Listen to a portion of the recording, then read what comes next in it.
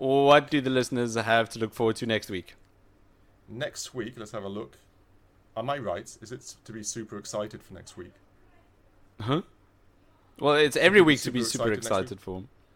Yeah, but this, granted, yes, this is everyone's greatest part of their week. I don't know for a second.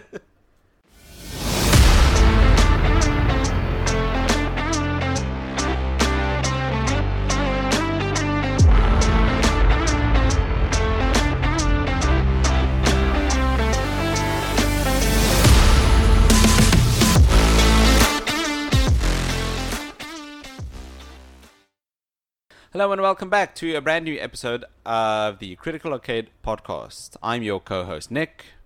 And I'm Dave. Yes. Hello, Dave. Hello, Nick. Are you well? I am well. It feels like we've done this already. I know, almost deja vu, right? Very, very, very much so. Are you also well? I'm not too bad. Not too bad. Like I said, reviewing games, how can't anybody be happy? It's just fun. So yes, I'm happy. True. Getting to say that reviewing games is my job. Not a very well-paying job yet, no. But it being my job, it's a very nice feeling. Yeah, like I said, it just makes you smile every time. You're like, no, I can't do the dishes. I'm working. You know, yes, I'm not saying that's what I say, but it is fun to have that in your back pocket. This week, we played Borderlands 2, the critical darling from 2012, made by Gearbox Studios. Yeah, 2012, 10 years old. That's 10 years. 10 years. Crazy. 10 years. I felt like I played. Well, I obviously did play it yesterday, but I felt like I bought it just the other day. Same. You know, I remember all the hype with like the chests, the collector's edition chests you could buy and stuff like that. You know, I still like it. Only just happened in my head. Oh yeah. But yeah, everyone's favorite Borderlands 2. I remember pre-ordering this game on my PlayStation 3, and it arriving close to my birthday.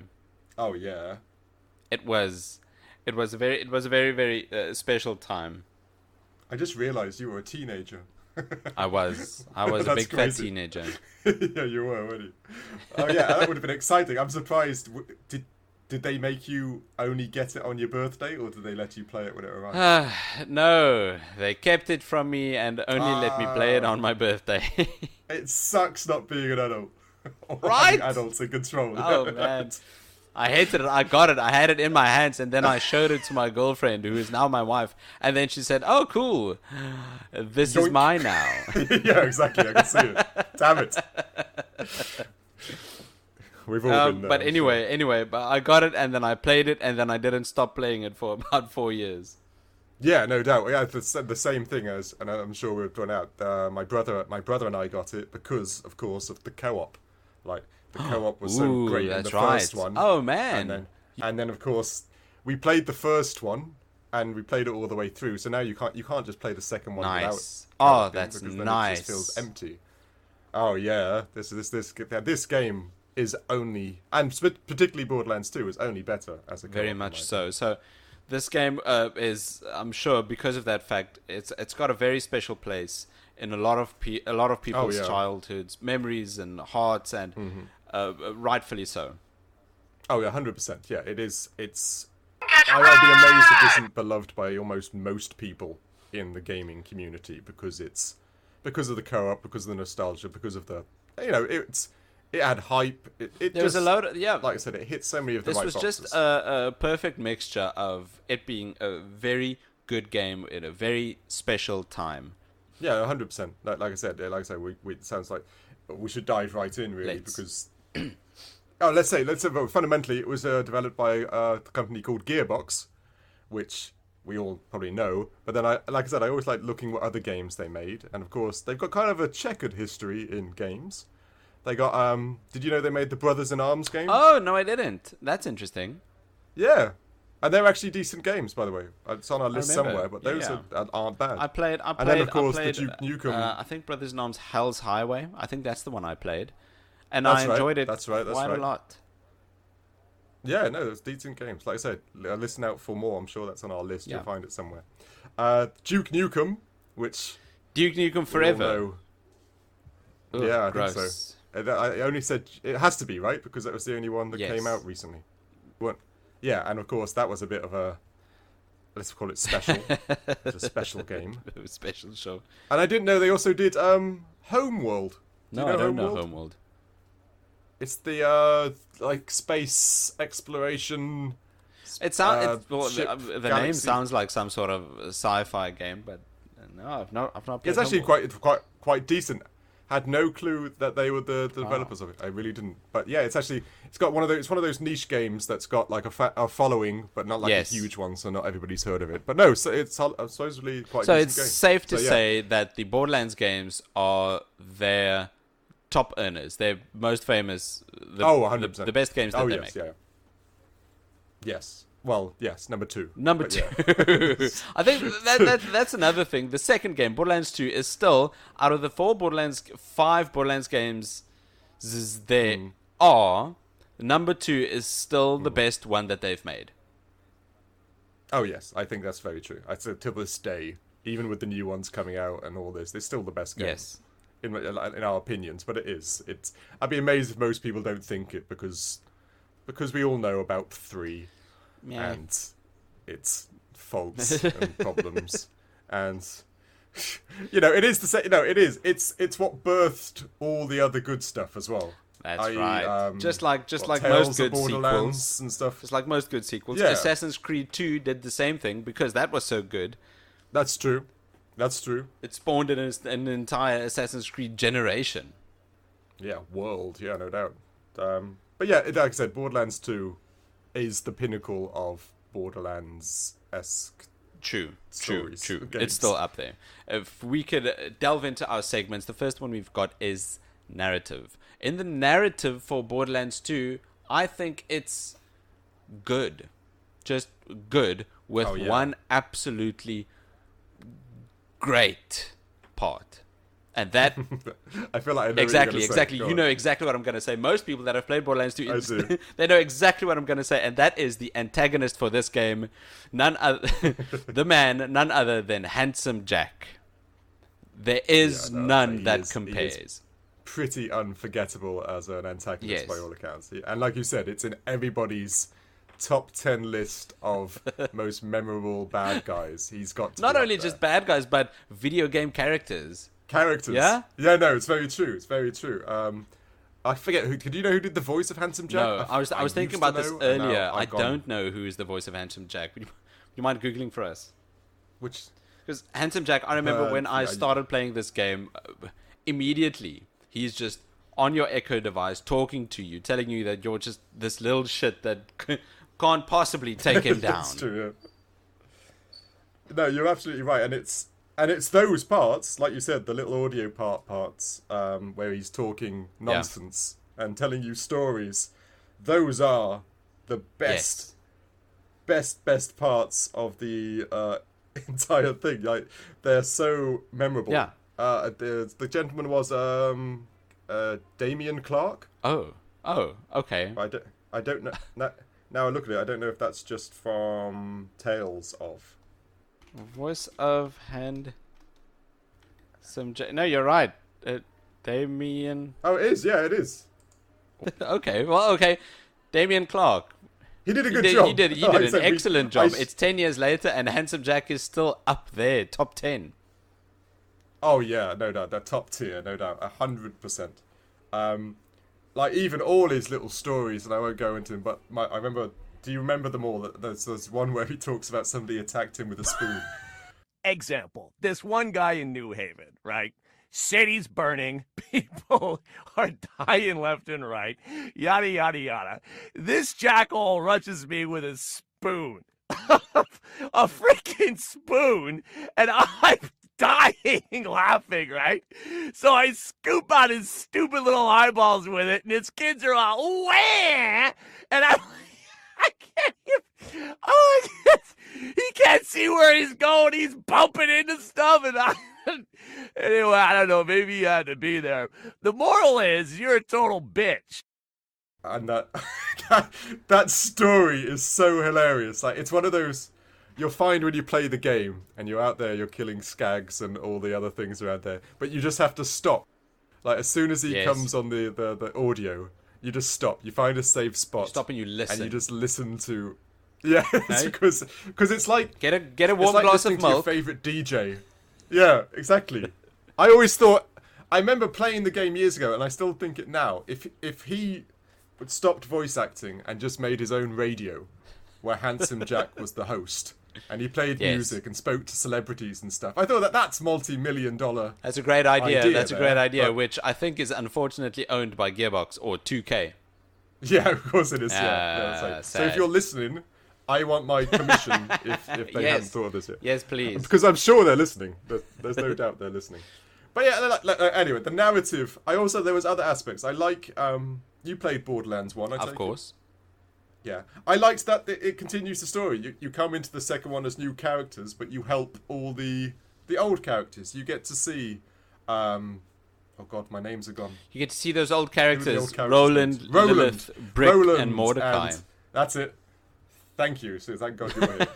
Yeah, I like that you got to see them and help them out. It's so cool. You know, I always like that progression. Same. Yeah, exactly. It's just cool. It's just cool. These are the characters that you got to play as in the previous game, who are now NPCs, who have their own character arcs. They've grown, they've developed, they've gotten their own things. Brick has got his own gang. Yeah, you get to go on missions with them. Yeah, exactly. Lilith is known as the Firehawk. It's just cool. No, it is. It is, and like I said, I was saying, I'm very much a story-driven person, and the fact it's like reading the next chapter in a book, you know, like a trilogy book, and you get the next book, and you see all your old characters and old like bits and pieces being put back in line story-wise. That's just fun. It is a lot of fun. I loved it when you saw someone you knew and like, whoa, hey, look, it's awesome. Patricia Tennis. Yeah, and I only say Roland because I played Roland. Okay. So seeing Roland was a lot more fun for me. I don't know, who did you play? The first time I played Borderlands 1, I played as Lilith, the Siren. That's sort of a running inside mechanic that I've got with myself. Each time I play a new Borderlands game, I always pick the Siren first. So it goes without saying that the first time I played Borderlands 2, I played as Maya, the Siren. Of course. And that's because you like to, I know part of me is questioning because you just like to follow a nice booty around on the screen. Well, in those segments. Yes, and I also like mage characters. Yeah, you go. Oh, okay, fair enough. No, like I said, I agree, and it's one of those aspects Borderlands does, I guess, in narratively as well. It makes each character like you want to. You want to play four times. You do. You want to because you want to play the Siren. You want to play the Gunzerker. You know, there's so much there, and character-wise, you want even when you play 2, and then you find out you've got a mission for Roland, you kind of want to play 1 if you haven't to find out what Roland's all about, or what you know. There's that addictive nature of not knowing what happened in the first one, which the second one bites or shoves in your face. Like, damn it! Especially with playing Siren, because she's one of the lead story aspects in Borderlands 2. You know, she's the rebellion, the uprising aspect against Handsome Jack to some degree, right? Or figurehead. Yes, she's definitely. I think one of the bigger parts, the reason the narrative in this game works quite well, isn't because necessarily the story that does indeed follow from Borderlands 1, but I think it's more because of the characters. The characters from Borderlands 1, not only the ones you play as, but the ones you meet in Borderlands 1, they show face. Again, in Borderlands 2, you got Claptrap, Patricia Tannis, you got Scooter. Oh, Scooter. I love Scooter. So good. I'm so glad you said that. I love Scooter. He was my favourite. Get your ride! Get your ride! Yeah, right. It's cool. It's fun. Fun with a capital F. It's fun. Yeah. Till this day, if we ever order an Uber or anything like that, I always go, "It's catch a ride." You catch a ride. I don't know. It's been stuck. It's stuck in my head for years. Oh, yeah, man. I love Scooter. But not only that, they've also got Tiny Tina. They've got Tiny Tina. That's right. She's a new character. You've got Ellie, Scooter's sister. That's a new character. That's true. Good characters. Mad Moxxi's back. Mad Moxxi's back. Like That's good. She, interestingly enough, was only in Borderlands 1 because she had a DLC. She was never in the main game. Oh, really? She was. Is that really? No, Mad Moxxi That's wasn't. mad. I remember the DLC Yes. coming out, and obviously I played it, but I actually thought that was part of the base game. She wasn't in the base. Mad Moxxi was never She in had the a first bar base game. in the first one. Did she not have a bar in the first one? In the DLC. You Her DLC, that was... Wow. Uh-huh. That's really, like my mind's gone now. Like, really? That's weird, because I remember Moxxi so much, like, in the first one. I thought that's because I played so much of the base game, but that's crazy. I remember love Moxxi. Moxxi's great. a lot of Mad Moxxi. Yeah, obviously. She has some good assets. But assets for sure. But no, in the second game, that's the only base game she was a part of. Besides, all other games. Obviously a beloved character, Yes. because she made it into the mainstream for the second one, which is good. And she was a great character. I like Moxxi. And I didn't mind Sir Hammerlock either in Borderlands 2. I think that might be the character that annoyed the most people. But I also did not... No, I'm sorry. Claptrap annoyed the most people. But I also... Yeah, but I say, Claptrap. I also did not mind Hammerlock at all. Fun, interesting characters. Why do people not like Claptrap? I like Claptrap. I don't know. I know there's this like supposition that Jar Jar Binks and Star Wars and stuff like that, and I get you. But Claptrap, I liked. I always liked to hear him dancing. Me too. I also like Claptrap. Ooh, but check me out. Oh, come on, get down. But I think he got annoying because he was purposefully annoying, but it actually annoyed people instead of... He was funny. I liked Claptrap. I don't know why. It just made me laugh. I liked him. But yeah, I get to some people how he could bug people. He was... One of my favorite quests kind of for a Borderlands pest. 2 was planning his birthday party. Yeah, that's true. That was such a sad little party. But yeah, that was a fun quest. I love Claptrap. And the movie, Jack Black is playing Claptrap. That is correct. Borderlands Jack movie, Black, which everyone's favorite. is perfect. King Koopa perfect. is playing Yeah, exactly. Claptrap yeah. as well. It's a very interesting time we live in. Yeah, it is. Anyway, narrative-wise, story-wise, the story... It's good. I like the story as well. It's good. There are developments. Definitely there are developments. It's not just one track to the end. Exactly. And I don't want to add spoilers too much, but the whole thing that happens to the town, I thought that was a fun, like, I think twist. that's my I was favorite like, whoa. out of the entire story Yeah. is what happens to the town. Like I said, I was like, whoa, that's badass. That That's like, entire that's sequence, cool. it is good. I really like that. That's the one part where you're having fun, and then that sequence starts, and you're like, whoa, this is stressful. There's a lot on the line right now. We've got to get things. We got to get things done. Yeah. It raises the stakes in a way that gets you invested. But on the same track, a lot of the side quests, especially in Borderlands 2, are a lot more fleshed out. There's a lot more, like the characters themselves add a lot to it, but there's a lot more than just fetch this, kill this. Very much that. so. You know, although I do feel that there are way too many side quests. You could play for hours and not touch the main quest at all, and you're just doing what essentially turns into chores. Yes, there are a few too many of them. They get like a handful of good ones, then flesh out the whole side quest thing with kill this, grab that, so that you can potentially get this special gun and all this other jazz, which is the addictive nature by all accounts. But I did like Borderlands 2's have got so many Easter eggs in there. Narratively. They do. Which is, did you I don't know, I didn't play it in this playthrough, but did you ever go to, there was a mission that took you, it's my favourite one, that took you to the sewers. The Caustic Caverns. You go underground. Oh god, you know the names of these I told you I lived this game. to me, it's just sewers. But do you know the reference I'm going to pull that out then?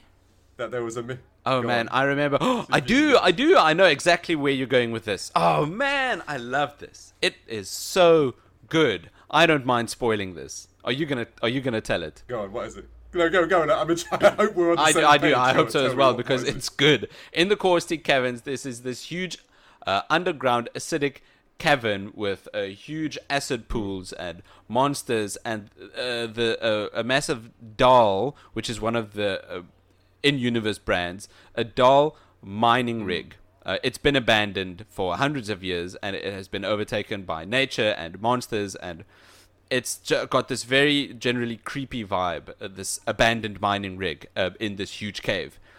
Behind this mining rig, there's this tiny cave that you can explore. Right? Am I on the right track, Dave? Yeah. Yes. There's this tiny cave that you can walk into, and after you've walked in a tiny bit, you get to mine some dirt blocks. That's right. And you recognize these dirt blocks because they are Minecraft dirt blocks. You can just, of course they are, melee them away or shoot them away, and once you get inside behind these dirt blocks, you get attacked by creepers from Minecraft. Creepers. It's such a classic, it's but now you're mentioning these, I've just remembered, I think 2 more. What? There's a segment where you go and you meet all the characters, or the psychos or whatever, I don't know what or the rats, maybe. There's those sewer rat type people. They all have the speech patterns of the Ninja Turtles. Yes, the in the sewers there are Ninja Turtles. Yeah. Yeah, and there's pizza everywhere, and like where you'd expect Donatello and Michelangelo and stuff. That's the mission. That's the mission. You get in there and you deliver a box of pizza, and then you get attacked by. That's right. It was a pizza delivery mission. That's true. That's it. It is. So like I said, many. Those bits are so much There's fun. another one. There's another one in a different cavern, or where you out of nowhere enter another bigger cave, and you get attacked by racks. Racks in Borderlands are these huge flying insects. The reptilian birds, whatever, that attack you, and they just get too many. Yeah, they are a pain in the arse. And then all of a sudden you get attacked out of nowhere by somebody who calls himself Rackman. And as he attacks you, he's constantly saying, "I am Rackman." Rackman. And it's got this lame getup that he made out of garbage. Yeah. And it's so funny. This is an Easter egg, obviously pointing towards Batman.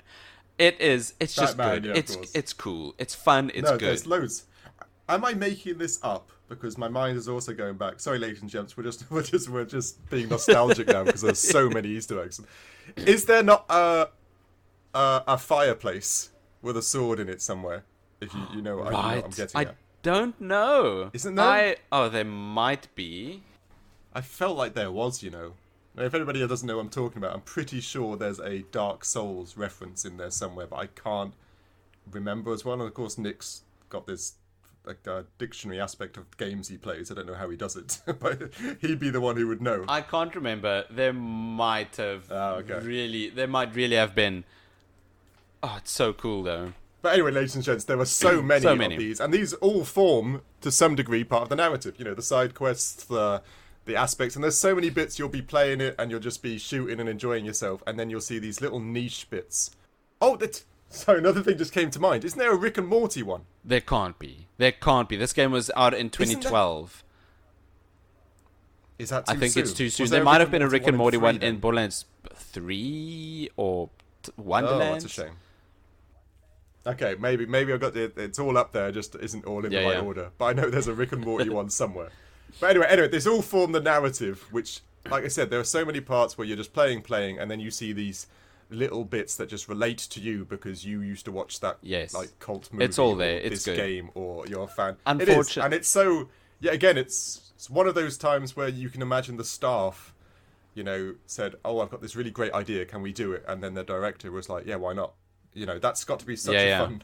Good old Randy Pitchford. Be it Batman, there's exactly. There's a Batman fan who wants to put Batman in it, and then there's a Ninja Turtles fan who wants. It's so much fun. It is, and that game that comes across so much. That just makes my next point all the more unfortunate. Borderlands 2 is also quite well known for having very bad writing, very cringy, outdated humor and writing, loads of toilet humor, which is fine. Humor, yeah. It's fine. I don't mind toilet humor, but it's just constant. What's the word I'm looking for? Slapstick humor. Oh yes, all the time. It does get too much. It does get too much. It does make Borderlands 2 does make Borderlands 3 look like. I can't get over how bad Borderlands 3 was. Ooh. And so even with all the slapstick and stuff here, I would take that any day all day over any of Borderlands 3 fundamentally. Yes. Gameplay was still same. but I did anyway, Borderlands have 2. to deduct That's right. some points for just. I can take a lot of slapstick, but that is a lot of slapstick.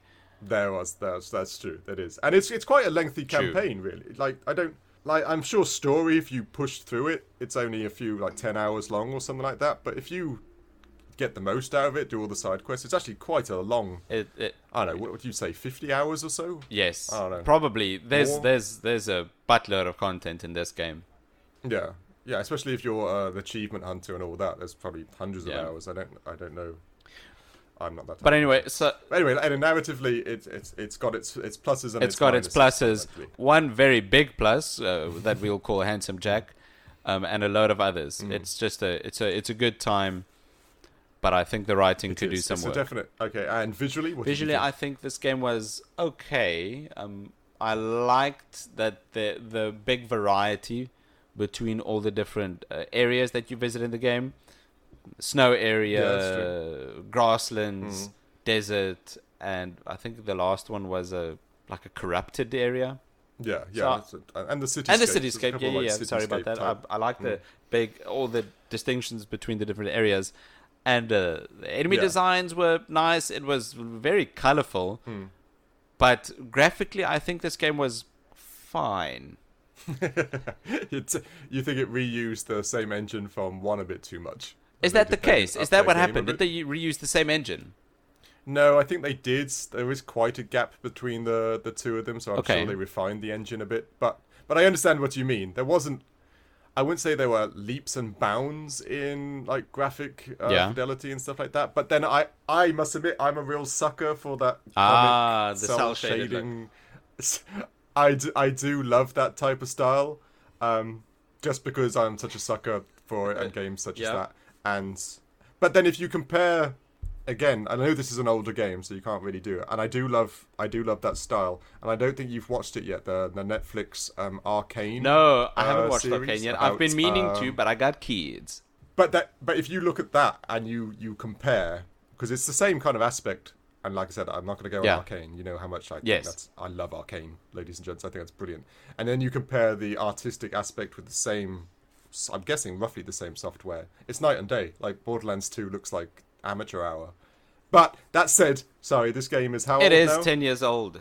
And Arcane is not. Yeah, so 10 years old. Yeah, and I must admit, I am a sucker for that type of shading. So it's good. I really enjoy it. It looks good. It's nice. I enjoy it. It ages much better than these ultra realistic looking games from 10 years ago. That's true. It does actually. No, it really does. It's one of those handy aspects when you make your own art style in a game that you can't really compare it to others. Unfortunately not. So, but no, I like it. But then I will accept my bias. I do love these types of cell shaded games. The cell shaded aspect it's not been done in a lot of games, and it does definitely count in this game's favor. I'm just saying that it doesn't go much further than that. No, I agree entirely. The art style was also that's true. Great. Well, not great. It was good, lowercase g. But yeah, you're right that it's maybe I am being too nice. If you do compare it to 1 and 2, there isn't a great deal of difference, which is, it's kind of wrong, really. Like I said, they fleshed out the characters and stuff like that, but they even used a lot of the same enemies. They got some new ones, but like you say, the Rarks and the Skags and the other ones that I can't think of right now, they're all the same textures and stuff. I don't know, maybe I'm just being fussy, but I think there's not much more that we could say around the visuals of this game. Really. But no, I agree. The other part that we can talk about for quite a while is the audio. Oh, definitely. Again, it's very hard to say, does the Handsome Jack stuff, is that part of the audio as well? Because it's so good. Voice acting is good. Narratively, the dialogue is narrative, but voice acting is audio. Yeah, it's true. That's valid. And we already said Mr. Dameon, Dameon Clarke? We already praised him. Let's do it some more. Damon. Yeah, no doubt. He plays that twisted, almost like that self-confident, arrogant. This character you love to hate. Yeah, 100%. And he does it. He does, like I said, to his praise, he does pull it off so well. Like, you know, the airs he puts on in just his voice alone, that he's so much better than everybody else. It's a very specific pattern of speech, and it's if I sat down a couple of years from now and I never play Borderlands, and I think about what Handsome Jack sounds like, I would instantly be able to recall what he sounds like in my head. Yeah, that's true. That's true. Yeah, you can. I agree entirely. And it's been, like I said, I could have done that without playing it. Like you said, it's always up there somewhere. And we say that with a lot of the things with Borderlands 2, like we were saying earlier, Catch a Ride. Oh, man. That's iconic. Will always be in my head. Doesn't matter what happens or if anyone ever says it in a sentence that we should catch a ride. All I will hear is Scooter going, catch a ride. Definitely. No, there's no other. It's always there's no other way. Nobody else says catch a ride or get you one, but it's Scooter. Yeah, exactly. Scooter, exactly. Scooter. And I must admit, it's a bit of a tangent now. If you play Tales of Borderlands, there's a Scooter aspect to it, which will stay with me forever. Oh, wow. And I know you've played the game, right? I've not finished Tales of the Borderlands. What? I'm sorry. Then you don't know what I'm talking about. I don't. Okay. It was such... I've got homework, it seems. Okay, I can't spoil it. But there's like I said. And another aspect, sorry, it's not on point, but playing Tales of Borderlands narratively actually makes the game better, because Tales of Borderlands almost gives a bit of backstory to Handsome Jack and stuff as well, which I thought was quite good. Sadly, I did it in the wrong order. But you kind of learn more about Handsome Jack's villainous actions and stuff like that on a corporate level, which is actually quite good. So I would actually advise playing Tales first and then playing Borderlands 2, because it does add to the narrative. Okay. And in the audio quality, and it's the same voice actors and stuff, which is always that's always a plus. But it's all the other audio in this game that I know it's like the psycho. I think it's what they're called, so I'm allowed to say it. Psycho midgets. Yes, you know, and I think so. They'd have that weird manic laughter as they and came it'd be high pitched. What was that like? Yeah, exactly, like the hamster speak. Yeah. Like just because they're small, their speech has to be hamster. I'll add it in post. But yeah, it's very easy to recognize a midget psycho in this game. Yeah, it is. It's true. Which it's one of those funny, almost like 90s nostalgia aspects to like horror movies, because they always used to do the same thing, be it Gremlins or Critters. I don't know if you know any the old horror genres. They always used to have that voice as well. But there's just something hilarious when you're shooting a big guy, then a monster, and then you've got that little psycho midget running at you with that weird laugh. It's just very... And it's great audio. It is great audio, but I mean, the great audio is littered all over this game. One very obvious space where the audio could have been shit, but really isn't, is with the audio design for the guns. Yes, 100%. I think the marketing said that this game has a gazillion guns, which is totally a real number. I remember that marketing. That's right. That's true. Yeah. Is gazillion a real word? Is it colloquial? It's not a real word. Yay. I didn't think so. It's like Urban Dictionary word, isn't it? Totally. So the marketing for this game said that it had a gazillion guns, which is a fake word, but it just meaning a whole bunch, right? So making the audio design almost practically unlimited, and almost unlimited, making true. Audio design for almost an unlimited amount of guns is almost impossible. Yeah, that's got to be almost randomly generated, right? Audio attached to a randomly generated graphics like engine, which is interesting. I don't know how it works, but that's like I said, that's amazing. And they nailed it. They did it. These guns, they sound different. Some of these guns sound shoot almost what seems like plasma bullets, like the elemental guns, and it sounds like it. Some of these guns shoot bullets, and it sounds like it. Even the grenades, like the bouncing grenades, and they all had their own sound effect, and it's like I said, when you break it down and you look at it like you just pointed out now, it's actually quite, in my mind, like almost impossible. How did they do it? Like you said, there's no way they literally went through a gazillion gun sound effects and like tweaked each one.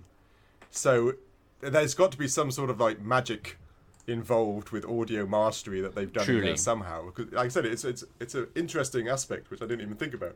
And you're right, each gun has a different noise, be it due to its caliber or its rate of fire, or like you say, its element, or it's if it's shooting more than one bullet at one time and all that. You know, it is impressive, and it's something people overlook as, you know, just a Exactly. gun or a car It's so easy because a lot of games have guns, and the gun sounding like it looks is such a given. A lot of people expect it. Yeah, no, exactly. There's a lot of effort that goes into this.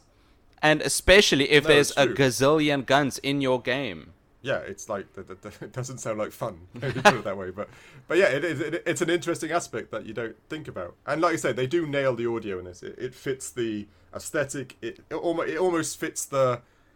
You know, even I always loved the introductory bits. You know, when you met a new character or a new boss fight, and it would go, doosh, and it would be the comic style name and the picture. I loved it. That's both. I give you that's both a visual thing as well, but the visual and audio and those bits. I loved those bits.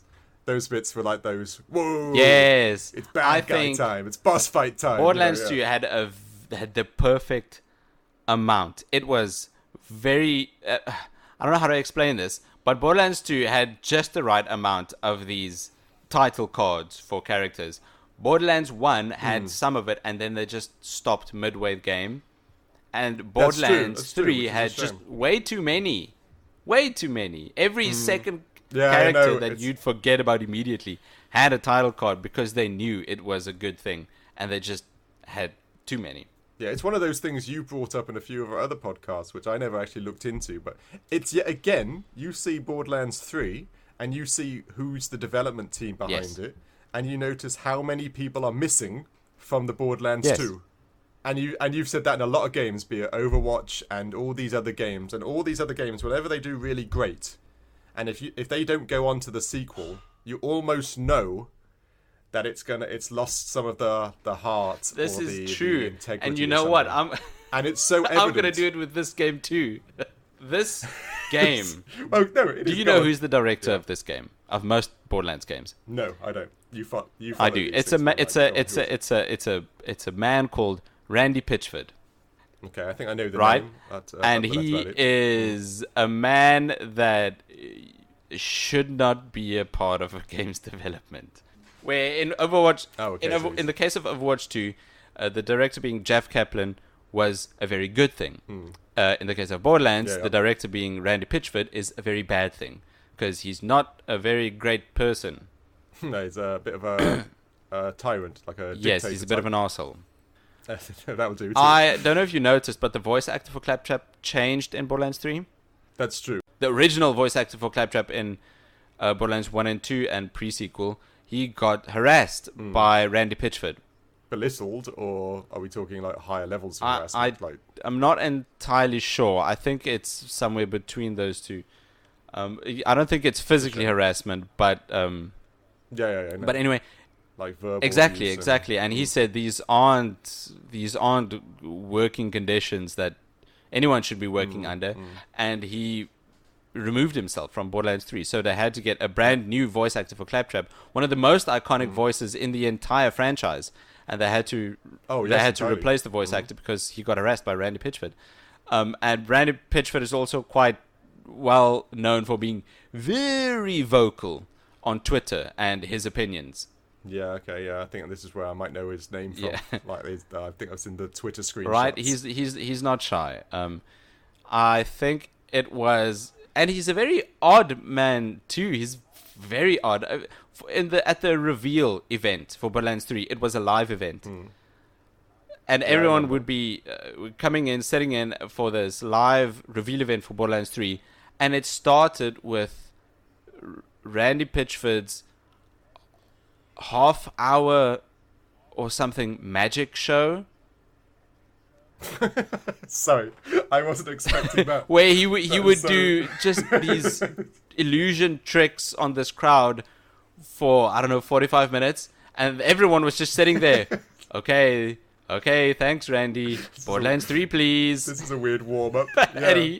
I didn't know that. That is so strange. It's weird, man, but Was he at least good? I don't know. Was I he, don't like, know. really He bad was at it? weird, Oh. but he is, I think, removed himself from the Borderlands games to work on the Borderlands movie. Oh, okay. So now he's that's only good or so bad, now so he's damn. being this Randy Pitchford arsehole man to Jack Black, Kate Blanchett, and Oh. I don't know, Kevin. Who's that short comedian? Oh, movie? Kevin Hart. Yes, Kevin Hart's Kevin in the Hart. movie. Kevin- Yes. no, of course, So now of course he's it's Kevin Hart. Yeah, that's right, trying that's to be funny to actual funny people like Kevin Hart and Jack Black, and I am very glad I don't have to work with Randy Pitchford. Anyway, Randy Pitchford. No, exactly. Randy Pitchford was the director for Borderlands 2. He was also the director for Borderlands 3, which is why I think Borderlands 3 did not work out at all. Well, it sounds like you're saying that after Borderlands 2, when they heard that Randy's doing 3, half the staff probably just said, Yeah, no. I think that was the case. I'll send my CV elsewhere. I think I'm not sure if he. which I'm fine with. I'd do the same thing. Yeah. So anyway, Which is evident, like you say, it's evident in the game. it is very Borderlands evident in the 3. game because he's the game director, Yeah. which the same like with Overwatch 2. Jeff Kaplan not being a part had a huge impact on the game. And like you said, there seems to be that pattern whenever you see a game flop. I don't even know. My mind just thinks of Arkham. What's the new game that came out? I mean, Gotham Knights. The Knights. Gotham Knights. Thank you. It makes you wonder if the same thing happened there because that game's supposed to be just What do you broken mean? and- Gotham Knights compared like, to Arkham Asylum and Arkham City. Oh, or Arkham Knights. Oh, but you know. that's a Yeah. that's a completely different company. Yes, Are they really? Arkham Knight was made no, by you're right. Wasn't that Rocksteady. They were made by Rocksteady, and Rocksteady is now doing no. Suicide Squad Kills the Justice League. Oh, okay. No, I am losing the plot of it. Is it? And it's Warner Bros. Yeah, who's doing, yeah. Warner Brothers made the Arkham new Knight, Gotham right. Knights game. Okay, so There's a big I fat conspiracy that Gotham Knights was supposed to be a what's this live action game with the item shop and I don't know, a battle pass. really. Oh, okay. Yes, like a Exactly, money-sucking something that can be machine, right? monetized, Yeah. and it just got removed, but badly, and I don't know. Yeah, there's no, this I've huge heard. conspiracy. But anyway, that's a different Anyway, game. Okay. Should we jump into gameplay? I think gameplay for Borderlands 2 is its strong suit. There's so much in there that ticks so many different niches, like the Diablo-esque loot Ooh, hunting. yes. The amount of times you went back to the same area again just to find one of those just gun to grind. crates so that you could open up and and then you see a legendary. Oh no, I love that one thing about you got the purple, blue, green, orange, and then there was like this really eggshell yellow, which was a legendary, like an even more legendary weapon. But they made it eggshell, so it looked like a white weapon. So you had to like. You really had to go each check. description You had to of go the through the gun. junk. Yeah, you had to go through like with a magnifying glass. Like, is that white? When you looked at the descriptions, but I kind of like that. But there is so much of that. I've got a purple one, but I want an orange Even one. afterwards, I think after the DLC, when they just started adding more content post game, they added a brand new weapon class. I think cyan was the color. Yeah. Or am I thinking of Borderlands 3? Oh, yes, that's right, Oh, that's was it right. Borderlands 2? Yeah, I think so. Yeah, I think that was 3. But Either either way, way. yeah, the whole The looting mechanic Exactly. and the need to get. Yeah, It's cool. And of course the individual traits the guns Uh-huh. have. I don't know what the red writing underneath it. I don't know what you'd call that, like aspects. And just mining those, and like every time there was often times I do playthroughs where I think to myself, I'm just going to do pistols and shotguns, say, because I like to limit myself. And then all of a sudden I'll come across like a legendary sniper rifle, and I'm like, damn it! There goes my whole concept, because I can't just leave that. No! I've got to use it. It's legendary, you know. That's what they're there for. But yeah, there's that addictive nature to just collecting things. Very much and- so. And not only just collecting things, but leveling your character. Right? You get all these different abilities that you could just add and get stronger and stronger and turn this into this massive power fantasy. Oh yeah, no doubt. Was there a level cap on this? I think there is, isn't there? Yes, there was a level cap at level 50, and then I was gonna 61, say 50 as and well. then 72, That's right. and I think with the the level cap expansions, now right? is 80. Oh, okay, well that's kind of grindy to get to 80, to be honest with you. I remember I hit the 50 on my first playthrough, and I always, again, I think I said this in other ones, I always find level caps always, then as soon as I hit it, I kind of lose... You lose a tiny bit of interest in the gameplay or the development. Yeah, because... Same. Because as a character now, I've stopped developing, if you know what I mean. Oh, yeah, I entirely. If you kept going, you'd become this godlike, omnipotent player that could use all the abilities. Yeah. And I understand that might break the game a bit, but there's also an aspect of me that just like, if I put in enough time, then I should be allowed to break the game a bit, if you know what I mean. You know, I should be able to... It's like with Fallout 4. There wasn't a cap on that. And I don't think. And the fact that you could keep doing it, and even though it got very grindy, to get to like level 60 and stuff, you had to do a lot more, which makes sense because they don't want to break the game. But I just always feel character growth always dies when you hit that cap, and then you can't put ability points into something. And then, again, this had that same thing that I always remember, just I die a little bit inside when I know that reached max level. Killed my 400th skag. And that doesn't do anything for me except for give me the thrill of killing something. I remember a comment made by the development team a couple of years after this game was released that because the difference between Borderlands 1 and 2 is in Borderlands 1 stats get added and in Borderlands 2 stats get multiplied. Right? So leveling works exponentially in Borderlands 2. Wow. Okay, yeah, I don't know if I knew that or not, but that's crazy. It is crazy. So by the time you get to level 50, your stats being multiplied all the way from level 1, your HP is something like 5.8 billion whatever. Yeah, I can imagine it was. There's a lot of numbers. I can imagine that entirely. And I remember the development team saying something like, because it works like this exponentially, the difference between a level 60 and a level 61 it's massive, right? The difference is huge. So if you're 60 and you encounter a level 61 enemy, it'd almost be impossible for you to take them on. That does make sense, because even during playthroughs and you're level 15 and you see a 20, you think, oh, that's only 5 levels above you. But if you spend like 3 seconds there, one hit, you're obliterated. Exactly. Which makes sense, because there was that aspect of the whole playthrough. Yeah, but at high levels, a 1 level difference shouldn't make that much of a difference. I agree. And that is why I think the development team said the game was designed only to go to level 50. Yes. But somehow they wangled things around and made it work up until 72 or 80. I'm not entirely sure. And I'm not entirely sure if that's such a good thing, but somehow they made it work. Like I said, this game, we're kind of nitpicking to some degree, because this game does have a lot. Like it's excellent. Even the characters, there's so much in you play with one person, and then you just want to play with the other one, because you want to unlock all their specials with regards to like the Gunzerker or the Sirens Stunlock. You just want you play the what's his name? Zero? Is that the assassin? Yep, I always Zero. forget their names. You play him and you think this is so cool, going all nitty gritty and doing like the melee and disappearing and stuff. But like especially when you're doing co-op, and then you see your player 2, and he's the Gunzerker, and now he's got like 2 guns and he's just going crazy. And you think, this game! And you I think, want to play it right now. I want to play that. I like the nitty gritty and the melee, but I'm kind of bored now. Can't I do him? And there's so much, and they've done that really well. You can't. For example, like some games, you'll be an assassin, but you can build a build that turns you into a Gunzerker or something like that. Where they don't do that here. No. That's literally just a unique skill to each character, which you can't press upon as another character, which is a lot of fun, and gameplay-wise gives up the replayability quite strong.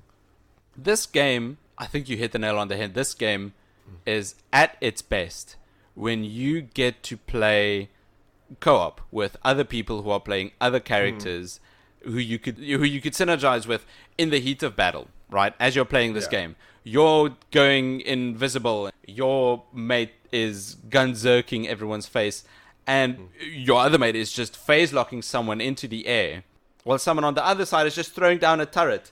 Or when someone dies, and you get, I don't know if you do that, if you know this because you don't play, when someone dies, you've got like a countdown to get to their position before they actually die. So you're in a manic situation. Oh, right, so you can revive them. Stuff.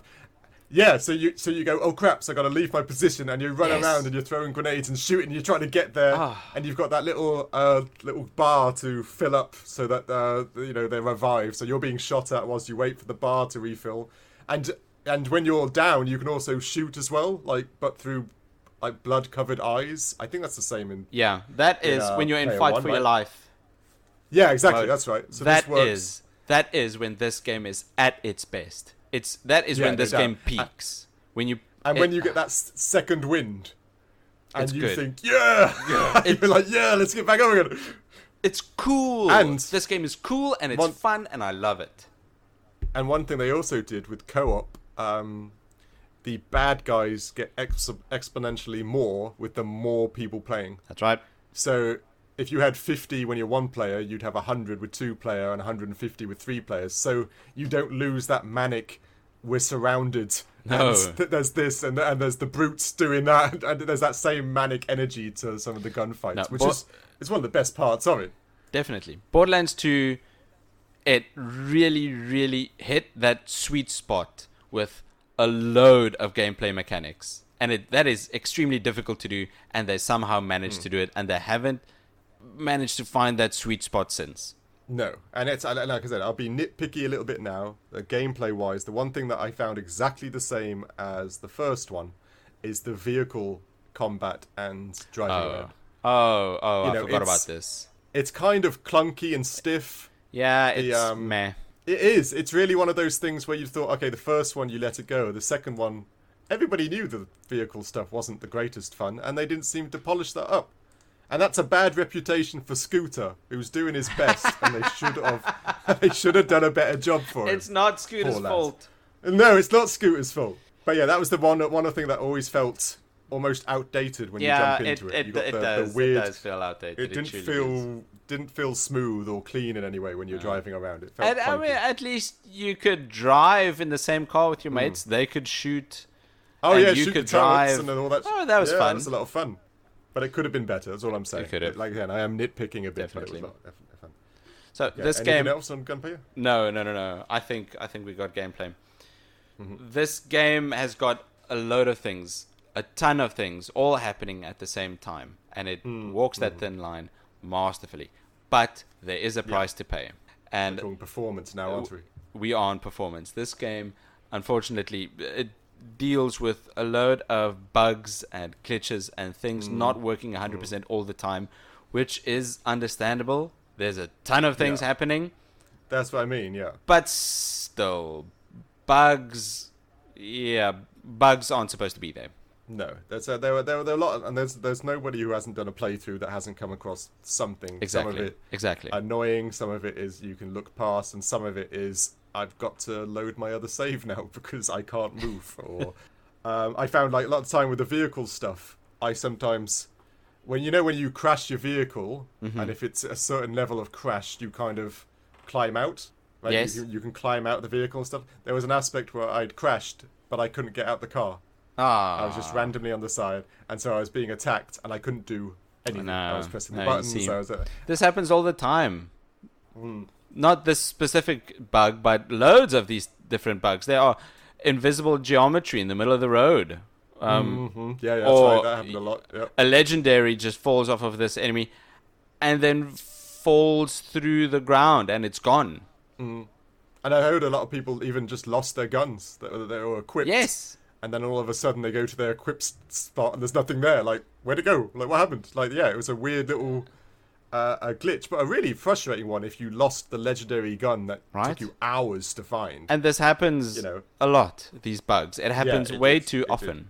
And there was another little nitpicky thing. Now, you didn't play co-op that much, and I'm talking co-op on one screen, right? So you're already dealing with... split screen.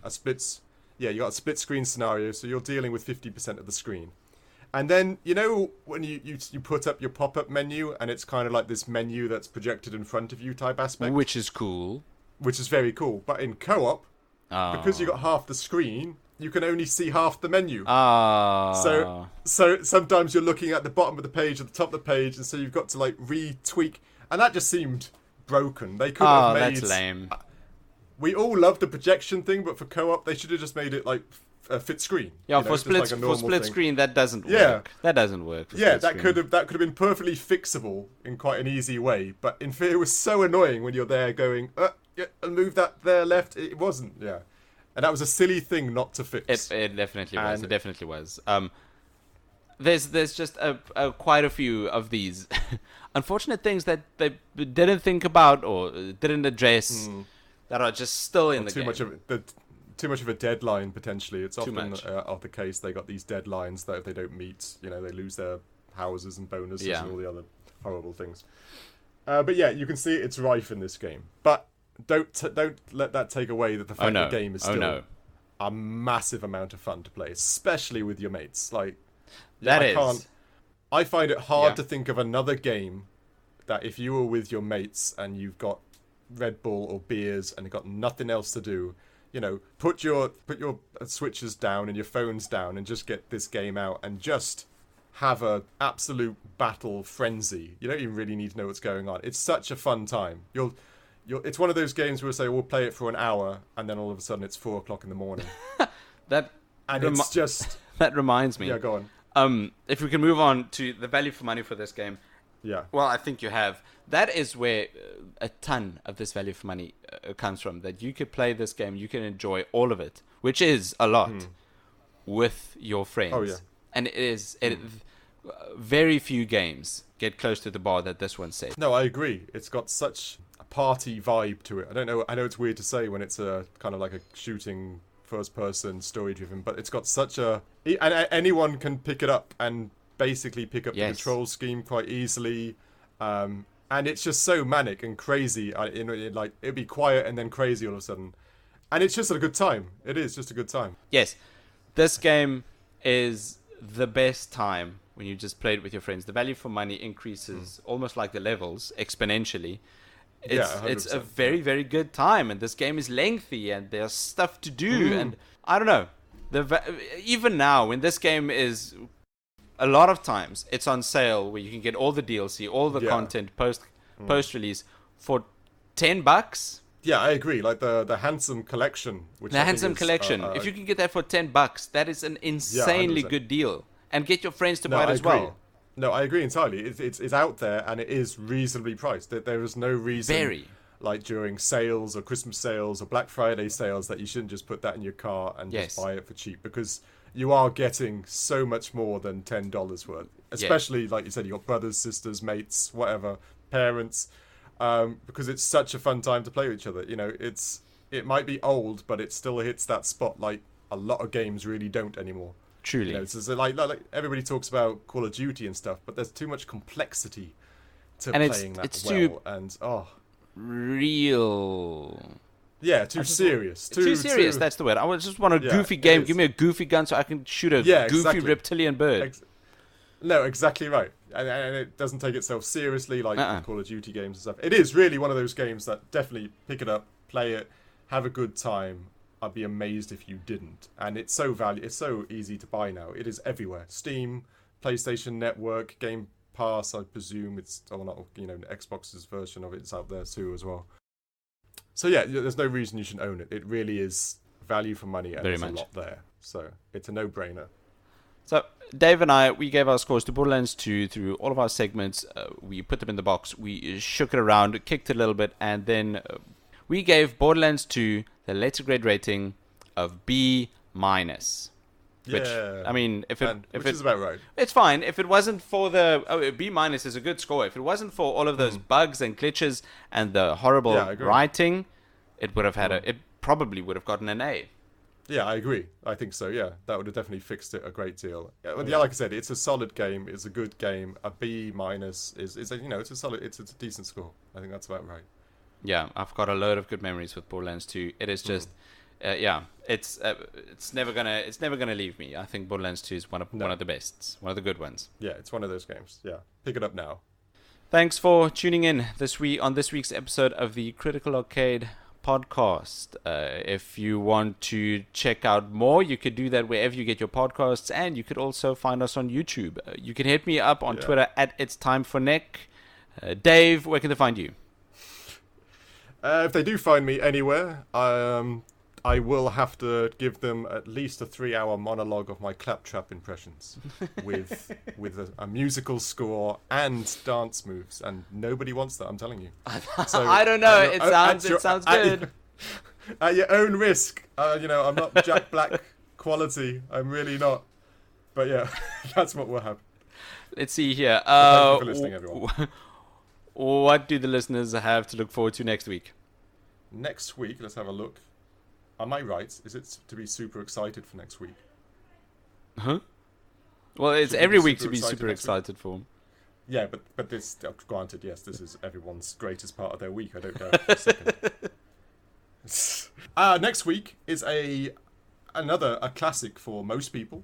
I still can't believe it came out in 2006, but we are going to be reviewing Gears of War. Yes. Old Marcus Phoenix and Dom and all his Carbine, which, I don't know, have you played Gears of War? I have not, so these names are Greek. Well, lots of people will laugh at when I say Carbine, because there's a running joke in Gears of War. Oh, okay. When we play. But Gears of War, a cult classic. Like Nick is playing for the first time, which you're right, you should be shocked. But a classic one I played many times, and we'll be reviewing that next week. Looking forward to it. And you should be looking forward to that too. Catch us next week on the Critical Arcade Podcast, wherever you get your podcasts, or on YouTube. This has been Nick and Dave signing off. Cheers. Thanks very much. Cheers.